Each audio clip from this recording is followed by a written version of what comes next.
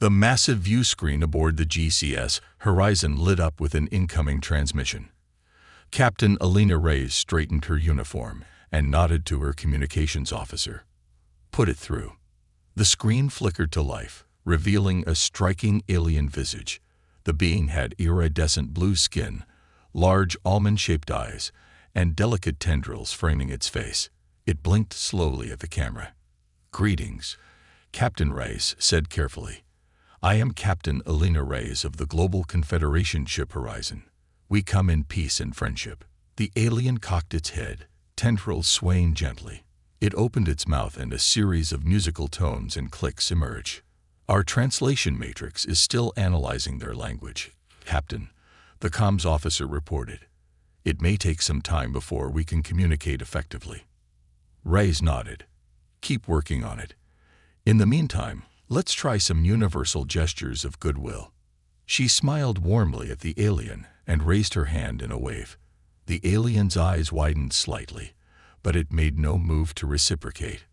Reyes tried again, this time extending her hand palm up in a gesture of offering. The alien recoiled visibly, its tendrils flaring out. "Interesting," muttered Dr. Anwar, the ship's xenobiologist. "That gesture seems to have negative connotations for them. Perhaps we should." He was cut off by a burst of agitated tones from the alien. The translation matrix crackled to life, rendering the sounds into broken English. "Danger. Threat. Stay away." The alien's image vanished abruptly as it terminated the transmission. "Well," Reyes sighed, "that could have gone better." "Thoughts, people." Her senior staff exchanged uneasy glances. It was Lieutenant Commander Chen, the tactical officer, who spoke up first. "Captain, sensors are detecting increased energy readings from the alien vessel. They appear to be powering up weapons systems." Reyes frowned. "Defensive posture only, Commander. Shields up, but do not arm weapons. We don't want to escalate this." "Aye, Captain," Chen replied, fingers flying over his console. Dr. Anwar cleared his throat. "Captain, if I may, it's possible our attempts at friendly gestures were misinterpreted as threatening. Many species use hand movements to convey aggression or dominance." Reyes nodded grimly. "Noted, Doctor. Let's hope we can clear up this misunderstanding before."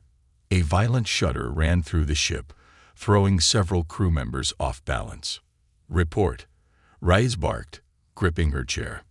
"We're under attack, Captain," Chen called out. The alien vessel fired some kind of energy weapon, shields holding at 92%. Reyes's mind raced. They couldn't afford a battle here, not when they'd only just made first contact. Evasive maneuvers. Try hailing them again. All frequencies. The horizon banked hard, narrowly avoiding another energy blast. On the view screen, the sleek alien ship wheeled gracefully, lining up for another shot. "No response to hails, Captain," the comms officer reported tensely. "Captain," interrupted the science officer, "I'm detecting a small planet in this system capable of supporting their life forms. Sensors show a grouping of their biosigns on the surface." Reyes's eyes narrowed. "They have people down there. Why would they risk a battle here?" Before anyone could respond, the alien ship abruptly broke off its attack.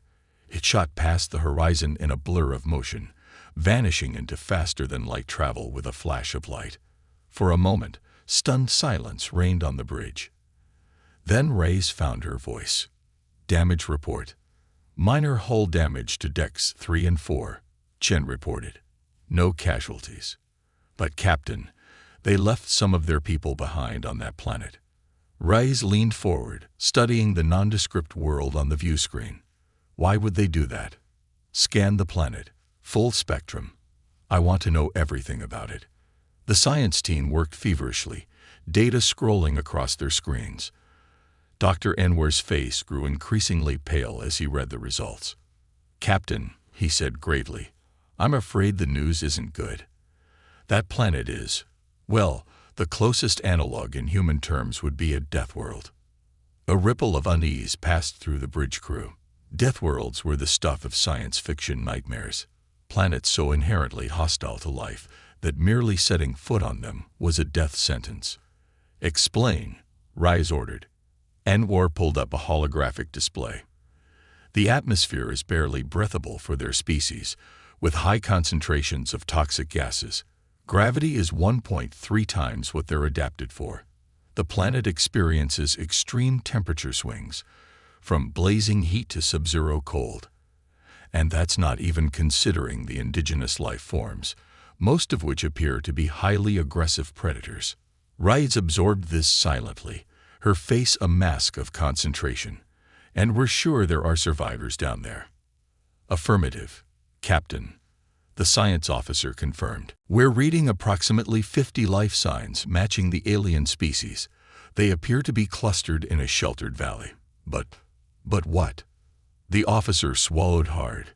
"But given the planet's conditions, we estimate they have less than a week before succumbing to the environment. Maybe 2 weeks if they're exceptionally resilient." Ray stood, pacing the bridge as she considered their options. As a Confederation captain, she had a duty to uphold the principles of peaceful exploration and to render aid where possible. But a rescue mission to such a deadly world would be incredibly risky.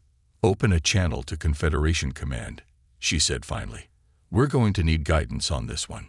As her crew scrambled to establish the link, Rise gazed at the unremarkable-looking planet on the view screen. Somewhere down there, 50 innocent beings were fighting for survival on a world that wanted them dead, abandoned by their own people. First contact had indeed gone terribly wrong. But now, Rise realized, they faced an even greater challenge: finding a way to save those stranded aliens before it was too late.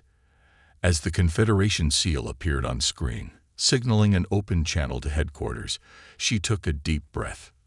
Whatever happened next would shape the course of human-alien relations for years to come. The fate of those 50 souls hung in the balance. Rise only hoped that humanity was up to the daunting task ahead. The atmosphere in the Confederation Command's conference room was tense. Holographic displays flickered, showing the deadly planet and the stranded aliens' life signs. Captain Rise had just finished briefing the assembled officials and military leaders on the situation. Admiral Zhao, a stern-faced woman with streaks of gray in her dark hair, spoke first. "This is an unprecedented situation, Captain. You're certain the aliens abandoned their own people?" Rise nodded grimly. "Yes, Admiral. We can only speculate as to why, but the fact remains. There are 50 sentient beings facing certain death if we don't intervene."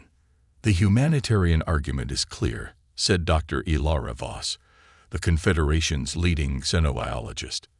"But we must consider the practical challenges. That planet is more hostile than anything we've encountered before." Murmurs of agreement rippled through the room. "What about the other spacefaring races?" asked Counselor Mbeek, his hologram flickering slightly. "Surely some of them have experience with such environments." Admiral Zhao shook her head. "We've reached out to our allies. The Arcturians say it's beyond their capabilities. The Zorn Collective flat-out refused, calling it a suicidal endeavor. Even the Kreks, who pride themselves on their toughness, say they wouldn't survive more than a few hours in those conditions." A heavy silence fell over the room. Captain Rice cleared her throat. "With all due respect, there's one species we haven't considered yet. Us." All eyes turned to her. "Humans?" Dr. Voss asked, eyebrow raised. "Captain, while I admire your spirit, we're hardly the most advanced or physically robust species in the galaxy." "No," Rice agreed, "but we are arguably the most adaptable. Our history is full of examples of humans surviving in environments that should have killed them. Arctic explorers, deep-sea divers, high-altitude climbers, even early astronauts. We've always found ways to push our limits and survive where we shouldn't." She stood, pacing the room as she warmed to her topic. "More than that, we have something the other races lack: a burning drive to explore, to push boundaries. We're the only species crazy enough, or brave enough, to even consider this mission. It's not just about physical capability," Admiral Zhao pointed out. "The technological challenges alone are staggering. We'd need to develop new equipment, protective gear, Vehicles. Then let's do it, Rice said firmly. We have some of the best scientific minds in the galaxy. Give them this challenge, and I bet they'll rise to meet it. Dr. Voss looked thoughtful. She has a point. A focused crash development program might yield the necessary innovations. It would be risky, but it might be our only shot at saving those aliens. Counselor Mbik finished. The room erupted into heated discussion. Rice could see the conflicting emotions on the faces around her. Concern, excitement, fear, determination. This mission would be unlike anything humanity had ever attempted. After what felt like hours of debate, Admiral Zhao raised her hand for silence. I think we've heard all the arguments. Now we need to make a decision. The fate of those aliens, and potentially our standing in the galactic community, hangs in the balance. She turned to face Captain Reyes directly. Elena, you've advocated most strongly for this mission. If we green-light it, are you prepared to lead it? To put your life and the lives of your crew on the line? Rice stood tall, meeting the Admiral's gaze unflinchingly. Absolutely, Ma'am. This is what we signed up for. To explore strange new worlds, to seek out new life and new civilizations. Sometimes that means taking risks to do what's right.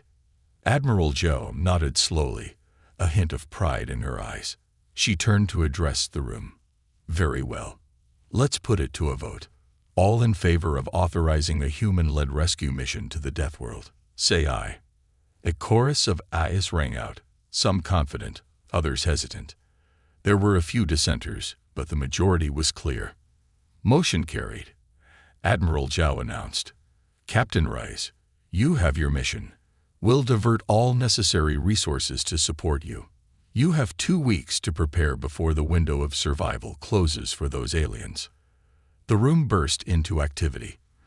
Dr. Voss was already calling her research teams, while Counselor Mbik began coordinating diplomatic efforts to gather any useful intelligence from other races. As the meeting broke up, Admiral Zhao pulled Reyes aside. Elena, are you sure about this? It's not too late to hand this off to someone else. Reyes shook her head. No, ma'am. My crew and I discovered this situation. We need to see it through. The Admiral squeezed her shoulder. I understand. Just be careful out there. This mission could change everything. For humanity, for our place in the galaxy. Don't make me regret this decision. I won't let you down, Admiral, Rice promised. As she left the conference room, Reyes's mind was already racing with plans. They needed to modify the horizon for the mission, develop new equipment, train the rescue team. And all in just 2 weeks. Back on the ship, her crew was waiting anxiously. What's the word, Captain? Lieutenant Commander Chen asked as soon as she stepped onto the bridge. Rice looked around at their faces, human faces, each one a testament to their species' incredible journey from cave-dwelling primates to starfaring explorers. In that moment, she felt a surge of pride and determination. Prep the ship, she announced. We're going back. We're going to save those aliens or die trying. A cheer went up from the crew, mixed with nervous laughter. They knew the dangers ahead, but there was an undercurrent of excitement too. This was what they had joined Confederation service for, a chance to make a real difference in the universe. As her team sprang into action, Rice took one last look at the Deathworld on the view screen. Somewhere down there, 50 alien souls were clinging to life, unaware that help was coming. Hold on, she whispered. We're on our way. The rescue mission to the Deathworld was officially underway. Now came the hard part, turning this audacious plan into reality, and proving that humanity truly was the species crazy enough to pull off the impossible. The descent was rougher than anything Captain Reyes had ever experienced. The specialized dropship shuddered and groaned as it plunged through the Deathworld's turbulent atmosphere. Alarms blared, warning of the extreme conditions outside. Hull temperature approaching critical levels, shouted Lieutenant Park, the pilot. Her hands flew over the controls, fighting to keep the ship stable. Reyes gripped her harness tightly, glancing at the rest of her team. The 5 other members of the rescue squad were strapped into their seats, faces grim beneath their sealed helmets. Each was a volunteer, handpicked for their skills and adaptability. "Brace for landing," Park called out. "This is gonna be rough." The dropship hit the ground with bone-jarring force.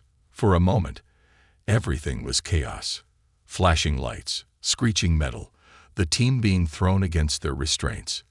Then, abruptly, stillness. Rice took a shaky breath. "Status report. Ship's systems are fried," Captain Park reported. "But the hull integrity is holding. We're not going anywhere in this thing." "Then we stick to the plan," Rice said, unstrapping herself. "Gear up, people. We've got aliens to save and a hostile planet waiting to kill us." The team performed final checks on their environmental suits, marvels of engineering developed in the frantic 2-week preparation period. The suits were designed to withstand the planet's extreme temperatures, toxic atmosphere, and crushing gravity, but they were untested in real-world conditions. "Remember," Dr. Zhang, the team's xenobiologist, cautioned, "these suits will buy us time, but they're not invincible. We have about 72 hours before the systems start to degrade." Reyes nodded grimly. "Then let's not waste a second. Chen, you're on point. Martinez, you've got our 6. Let's move out." The dropship's hatch hissed open, and the team got their first real look at the Deathworld. The landscape was alien and foreboding. Jagged rock formations jutted up from cracked, blackened earth. The sky was a sickly greenish-yellow, roiling with toxic clouds. In the distance, something that looked unsettlingly like a volcano belched noxious fumes. "Charming place," muttered Sergeant Martinez, the team's security expert. "Remind me to book my next vacation here." "Cut the chatter," Reyes ordered, though she appreciated the attempt at humor. "Chen, which way to the alien life signs?" Lieutenant Commander Chen consulted his scanner. "About 10 kilometers northeast, Captain." "But the terrain." He trailed off, gesturing at the treacherous landscape. Reyes set her jaw. "Then we better get moving. Stay alert, people. This planet's already trying to kill us. Let's not make it easy for it." They set off, each step a struggle against the increased gravity. The suit's exoskeletons weared and strained, compensating as best they could. Even so, Reyes could feel the extra weight wearing on her. They had covered less than a kilometer when the first real danger struck. "Movement," Martinez called out. 3 o'clock, coming in fast." The team whirled, weapons at the ready. From behind a cluster of razor-sharp rock formations, a creature emerged. It was the size of a small car, with multiple legs ending in wickedly curved claws. Its eyeless head swiveled towards them, revealing rows of serrated teeth. "Oshi!" Chen began, but was cut off as the creature charged. "Scatter!" Reyes yelled. The team dove in different directions as the beast barreled through where they had been standing. Martinez opened fire, her plasma rifle spitting bursts of energy. The shots scored the creature's armored hide, but didn't seem to slow it down. It wheeled around, focusing on Dr. Zhang, who had stumbled in the rocky terrain. "Lure it this way," Reyes shouted, an idea forming. She positioned herself near one of the sharp rock formations. Zhang scrambled backwards as the monster bore down on him. At the last second, Reyes called out, "Now, roll left." The xenobiologist threw himself to the side. The creature, unable to change direction quickly in the high gravity, impaled itself on the jagged rocks. It thrashed and screeched, an awful, ear-splitting sound, before finally going still. For a moment, the only sound was the team's heavy breathing over the comm system. "Everyone okay?" Reyes asked, doing a quick head count. There were shaky affirmatives all around. Zhang looked particularly rattled. That was too close," he gasped.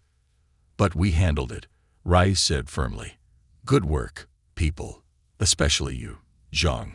Kept your cool under pressure." The scientist managed a weak smile. "I think I left my stomach back there somewhere. But thank you, Captain." Reyes helped him up.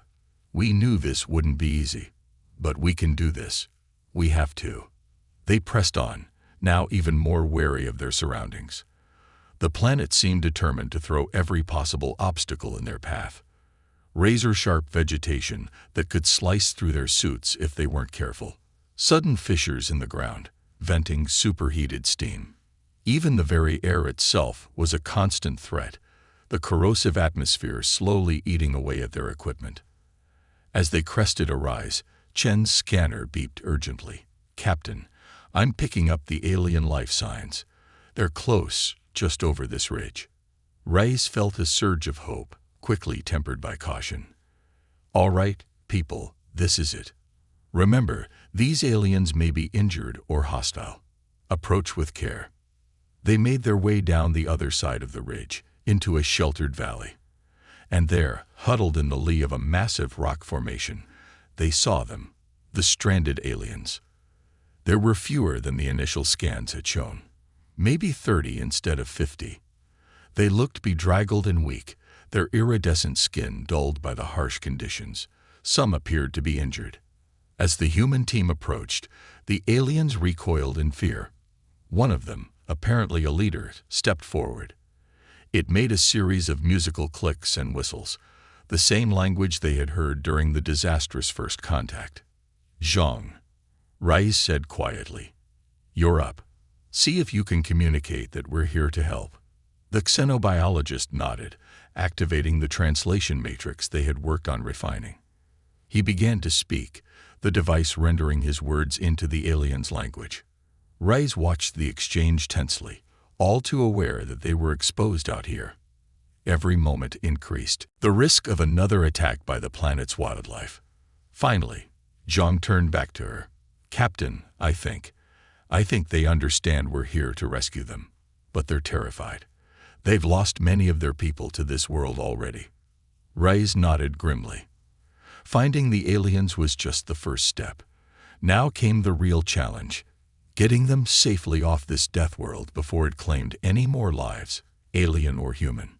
The initial relief of locating the alien survivors quickly gave way to a new set of challenges.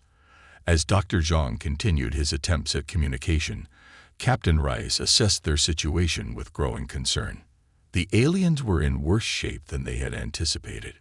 Many were injured, suffering from exposure to the toxic atmosphere and the effects of the crushing gravity. Some appeared to be ill, perhaps from consuming local vegetation in desperate attempts to survive. "Zhang," Reyes called, "what's the status on communication?" The xenobiologist turned, his expression visible through his helmet's faceplate. "It's complicated, Captain. Their language is incredibly nuanced. The Matrix is struggling with some concepts." Reyes frowned. "Bottom line it for me, Doctor. Can we convince them to come with us?"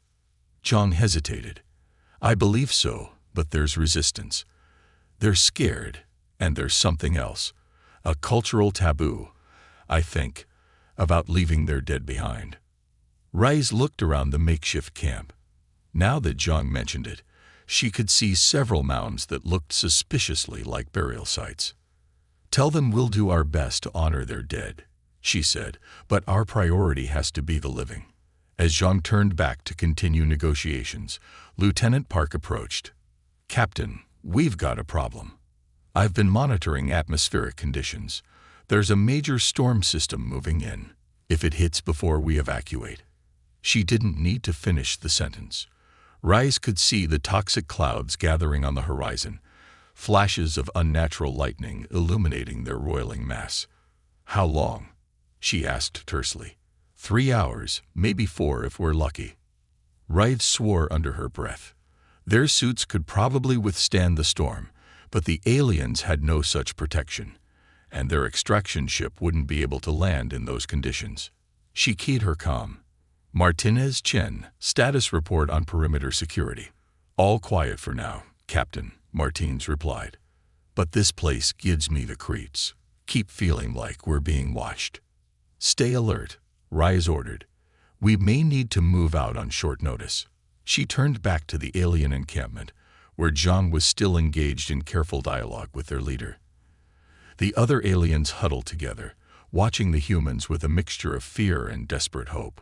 Rise approached slowly, hands held out in what she hoped was a universal gesture of peace. The alien leader, a slightly taller individual with more elaborate markings, turned to face her. Zhang began translating. "Captain, may I present Zalfar, leader of the Nilari survivors." Rise nodded respectfully. "Tell them it's an honor to meet them, and that we're here to help." As Zhang relayed her words, Rise studied Zalfar. Despite their alien features, she could read the weariness and worry in their posture. Here was a leader who had watched their people suffer and die, powerless to prevent it. Zalfar responded, a series of melodic tones that the translation matrix rendered into English. "We are grateful for your arrival, but we do not understand. Why would you risk yourselves for us?" It was a fair question. Rice considered her answer carefully. "Because it's the right thing to do," she said simply. "No sentient being should be left to die if we can prevent it." There was a pause as Zhang translated. Then Zalfar made a gesture that seemed to convey deep emotion. "Your words are strange to us, but they bring hope." Reyes felt a weight lift from her shoulders. They were making progress, but time was not on their side. "Zhang, explain the situation with the storm. Make it clear we need to leave soon." As the xenobiologist relayed the information, Reyes saw alarms spread through the alien group. Zalfar conferred rapidly with several others before turning back to them. "We cannot leave our dead," the translation came through. "It would doom their spirits. We cannot." A distant roar cut through the air, drowning out the rest of Zalfar's words. The ground trembled beneath their feet. "What the hell was that?" Martinez's voice crackled over the comm. Before anyone could respond, one of the Nilari let out a piercing cry. Riots followed their gaze and felt her blood run cold. Cresting a nearby ridge was a monstrosity that dwarfed the predator they had encountered earlier. It moved on 6 massive, trunk-like legs, its body covered in armored plates. Multiple eyes swiveled independently, scanning the valley. A maw lined with teeth the size of combat knives opened in a terrifying roar. "Defensive positions," Rice shouted, her training kicking in. Chen, Martinez, covering fire. Park, Zhang, get the aliens to shelter. The team sprang into action as the enormous creature began to descend into the valley. Plasma bolts sizzled through the air, impacting its armored hide with little visible effect. Panic erupted among the Nilari. Some fled towards the rocks, while others seemed frozen in terror. Rice saw Zalfar trying to organize their people, but the chaos was overwhelming. "Our weapons aren't doing much, Captain," Chen called out, frustration evident in his voice. Rice's mind raced.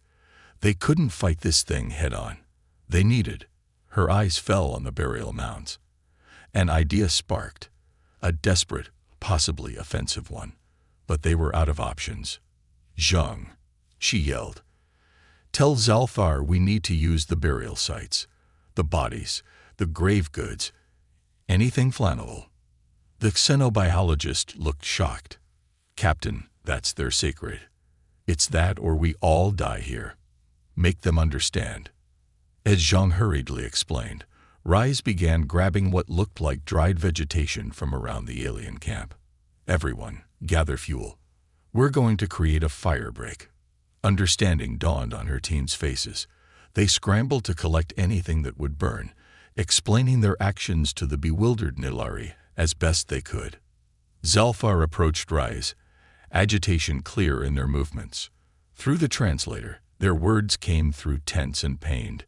"This is sacrilege. But we trust you. Save my people." Rise met the alien leader's gaze and nodded solemnly. As the monstrous predator drew nearer, humans and Nilari worked side by side, piling flammable material in its path. "On my mark," Rise called out, hefting her plasma rifle.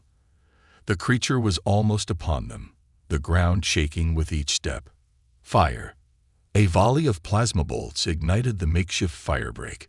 Flames roared to life, fueled by the unfamiliar alien materials.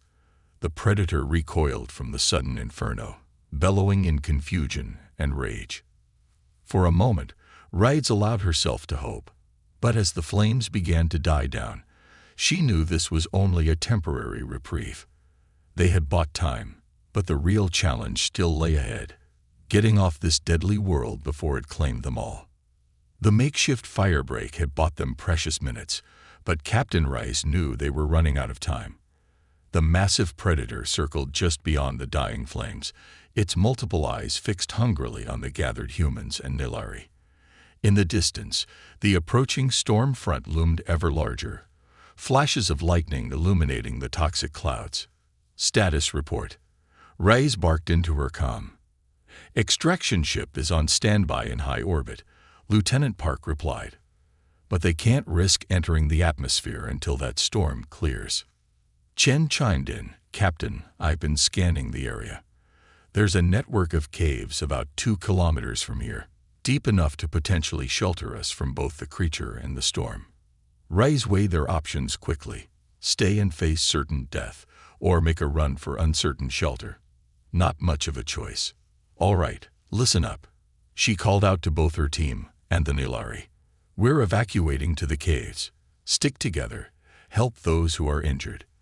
Move fast, but stay alert.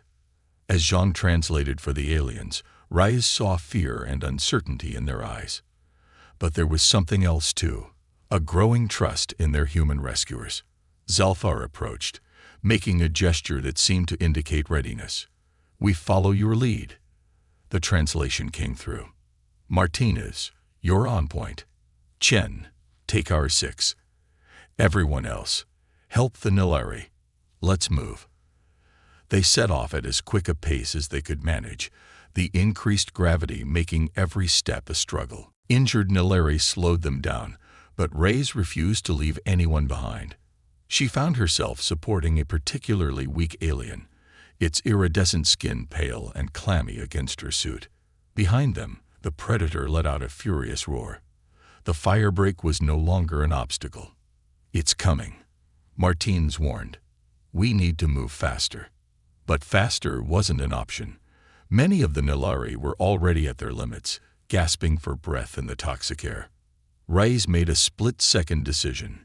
Martinez, Chen, your suits have the best weapon systems. Hold it off as long as you can, then catch up with us. With all due respect, Captain, Chen began to protest, but Raiz cut him off. That's an order, Commander. Buy us time. The 2 officers nodded grimly, taking up defensive positions as the rest of the group pressed on. The next few minutes were a blur of desperate motion. Raiz's muscles screamed in protest against the crushing gravity.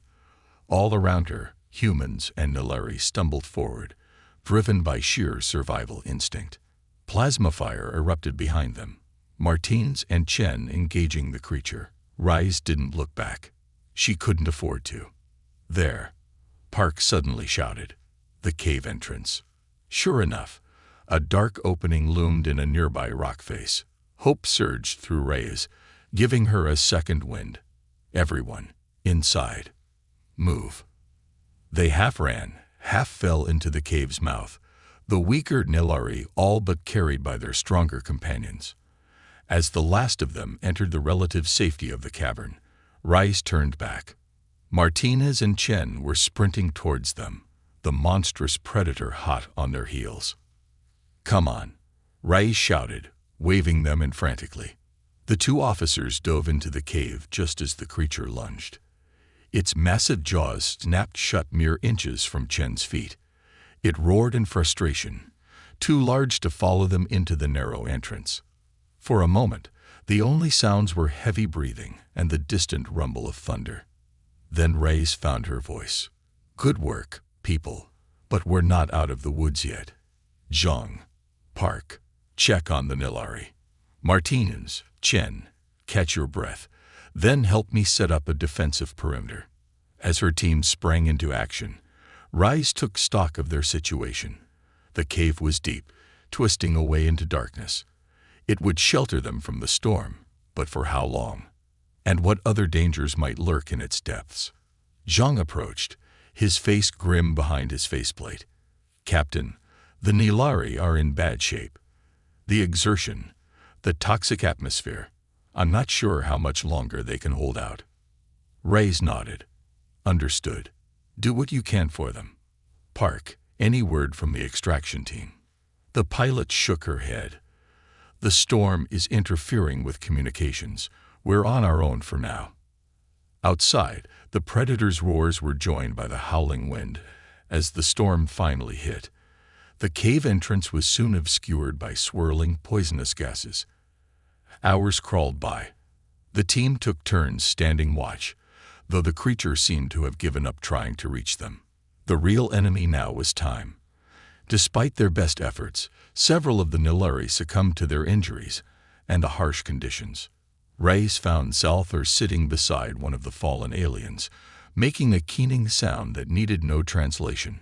She knelt beside the Nilari leader. "I'm sorry," she said softly. Zhang, nearby, translated her words. Zalthar looked at her, their alien features etched with grief. "You have done more than we could have hoped," came the translated response. "But perhaps it was always too late for us." Reyes felt a surge of determination. "No, we didn't come all this way to give up now. Your people will survive. I promise you that." As if in answer to her words, Park's voice suddenly cut through the gloom. "Captain, I've got a signal from the extraction team. The storm's starting to clear. They think they can reach us in about an hour." A ripple of hope went through the cavern, but Reyes knew they weren't out of danger yet. "All right, people, this is it. One final push. Let's get everyone ready to move." The next hour was a flurry of activity. The remaining Nilari were gathered, the weakest supported by both their own people and the human team. Reyes outlined the plan, a quick dash to the extraction point once the ship arrived. As they waited by the cave entrance, the storm finally began to abate. Toxic clouds gave way to the sickly sky they had first seen upon landing. There, Chen pointed upward. A sleek ship was descending through the atmosphere, heat shields glowing as it cut through the turbulent air. Reyes took a deep breath. "This is it, everyone. Stay close, move fast. We're going home." They emerged from the cave into the harsh landscape. The extraction ship touched down about 500 meters away, kicking up clouds of caustic dust. "Go, go, go," Reyes shouted. Humans and Nilari alike summoned their last reserves of strength, half running, half stumbling toward salvation. Reyes brought up the rear, urging stragglers forward, constantly scanning for threats. They were halfway to the ship when a familiar roar split the air. A predator had returned. "Don't stop," Reyes yelled. "Get to the ship." The creature bore down on them with terrifying speed. Reyes knew she had only one choice. She turned, raising her weapon, ready to buy the others the time they needed to escape. But before she could fire, a blur of motion caught her eye. Zalthar had broken away from the group, moving with unexpected agility. The Nilari leader stood tall, facing the oncoming monster. "No," Reyes cried out, but it was too late. Zalthar made a series of rapid gestures. To Reyes's astonishment, the alien's iridescent skin began to glow with increasing intensity. The predator hesitated, confused by this new development. Then, in a blinding flash, Zalthar exploded into pure energy. The shockwave knocked Reyes off her feet. When her vision cleared, she saw the predator lying motionless, its armored hide scorched and smoking. Of Zalthar, there was no sign. Stunned, Reyes stumbled to her feet. The other Nilari were already being loaded onto the extraction ship. With a final glance at the place where Zalthar had made their ultimate sacrifice, she ran to join them. As the ship lifted off, leaving the Deathworld behind, Reyes looked at the surviving Nilari. Their eyes held a mixture of grief, gratitude, and wonder. Zhang approached, his voice quiet. "Captain, they want us to know something. Zalthar's sacrifice, it's part of their most sacred traditions. a way to return to their gods and protect their people. Reyes nodded slowly, feeling the weight of what they had all witnessed. Tell them we're honored to have fought alongside them, and that Zalfar's bravery will never be forgotten. As the ship accelerated towards the safety of space, Reyes realized that this mission had changed everything. Humanity had proven itself on the galactic stage, but more than that, they had forged a bond with the Nilari that transcended their differences. The Deathworld rescue mission was over, but for humanity and their new alien allies, a new chapter was just beginning.